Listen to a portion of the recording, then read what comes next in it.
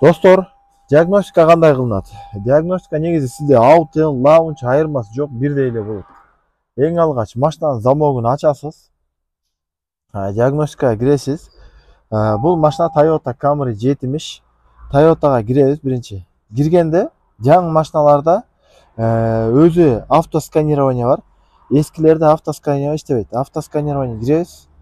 Эмнеде чтенияны окуйбуз, что өзү табып. Лаунчтарда өзү автосканирование сразу кирип кетет. Лаунчтарда атын тауып, тапкандан кийин окей табып киребиз. Ичине киргенде диагностикада бир кичине разница болуп калышы мүмкүн. Мисалы, лаунч кээде Америка же болбосо башка сурабайт.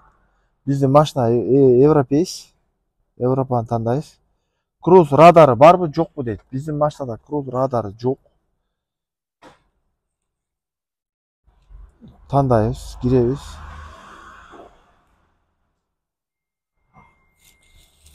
Диагностика туугандар машинаны оңдобойт, болгон айыбын чыгарып берет. Ошондуктан диагностика менен программаны адаштырбайбыз. Диагностика бул машинанын айыбын гана чыгарып берет, болду. Анан ошол чыгарган айыпка карап биз ошондон дагы оңдоп улантып кетебиз.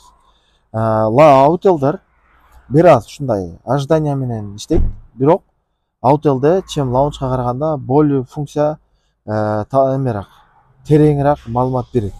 Так, бизге эмне жумуш кыласың дейт. Бунда мисалы Autel программатор 608 деген программатор бул, 508S деген. Бул диагностикадан башка функцияларда бар болгончуктан, бuyakta горячий функция, профиль. Бунун ичинде компьютер алмаштырган, BCM алмаштырган, айтор толтура алмаштырсаңар буюм, ошонун ичинде адаптация кылынат. Бизге азыр диагностика керек. Бул жерде сурап атат. Автоматтык түрдө машинаны толук түрдө диагностика кыласыңарбы же бир эле детальдыбы дейт. Бизге бир эле деталь керек. Мисалы бизге блок управление ичине киребиз, анан моторду текшеребиз. Мисалы мотор же гибрид, ABS, айтор кандайдыр бир частьсы өзүнчө текшерсе болот. Биз азыр двигатель текшеребиз. Бuyakta айтылган нерсени окуп, анан кийин бул жактан чыгарганда айыбы, эмне айыбы ошону окуйсуңар. Же болбосо бул жактан адаптация кылсаңар, специальный функцияга кирип адаптация кыласыңар. Же болбосо показанияларын көрөм. Машина от алып турганда эмне канча көрсөтүп атат десеңер, бул текущий данныйга киресиңер. Ал биз код ошибканы киребиз. Код ошибка бунда топливода недостаточный топливо деп ошибка берип аткан. Буга чейин бензин насос замена болду жаңы эле. Азыр мынакей датчик давления топлива баки, короткое замыкание цепи на батарея или обрыв. Бул мындай.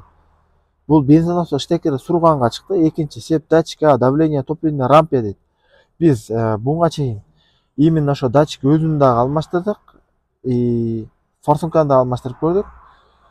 Андан болгон жок. Андан кийин бензин насосу алмаштырып атабыз. Бул Camry 70-лерде негизи таксиде айдалган болсо, форсунка сийип калат. Ошондой больной темасы бар. Ошон үчүн биринчи форсунканы алмаштырып көргөнбүз. Бунун бензин насосу аябай кымбат. Ошондуктан текшере албайсыңар дагы, стендте көрүнбөйт. Ошондуктан только замена жолу менен гана жасалат. Ошондуктан биз азыр замена кылдык. Эми биз буну ошибканы удаление кылабыз. Удаление кылгандан кийин ошибка өчөт бул жерде. Ошибка жок. Эми туугандар, бул жерден чыгабыз. Машинаны замок ачылып турган жерден эле тормоз тебип бир жол бассак, бул жакта ready деп жанганда, уже машина оталы деген сөз. Гибридтерде эми газды беребиз. Машина оталат. Мынакей чектер жанган жок. Биз эле ушу машинаны оталдыргандан кийин кайрадан машинаны өчүрөбүз. Анан кайра замокту ачабыз. Ушул абалда кайрадан текшеребиз. Эгерде машинаны бир өчүрүп жагып туруп анан кийин текшербесеңер, анда код ошибка жок деп турат. Мынакей айыбы өчтү туугандар. Мына ушинтип диагностика кыласыңар. Эми азыр биз двигательге кирдик эле. Общее сканированияда кандай кыласыңар?